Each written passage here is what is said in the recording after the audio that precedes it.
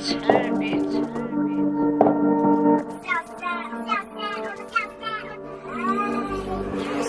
Metro Boomin, want some more, nigga. Ito piniklaruan para panagdal, ha? Dose ka ba na baby? Mala 80 siya na bebot, ha? Nagupal sa akin dati, ngayon palagi na siya pa edo, ha? Nagupal sa akin dati, ngayon bigay ko sa kanya egol, ha?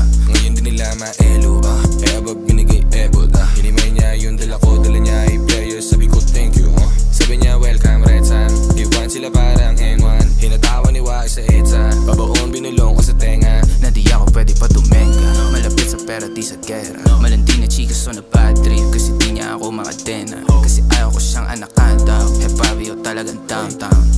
Tangin na madam, di na inabutan ng araw. sa akin di mo na siya maaagaw, kasi mas gusto niya tiga downtown. Tinamaan yung clown na pa LK, tangina mo, ang sakit! tanggal yung bait bitch. Tumawag ka sa kanya habang kami nag-Netflix. Chill, nakadubi, naka-pill.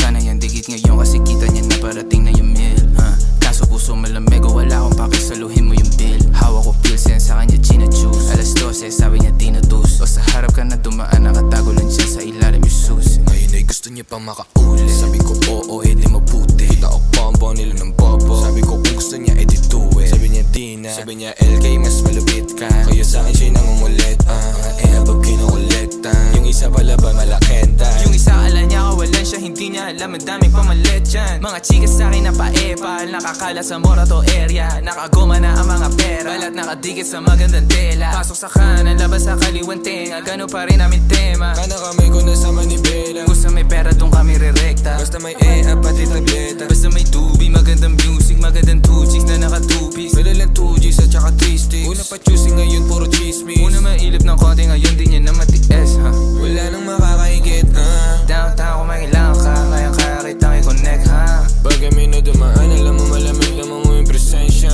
Panahon na para magbawas ng mga peke at saka pasensya, ha? Ito pinaglaruan para panadero, ha?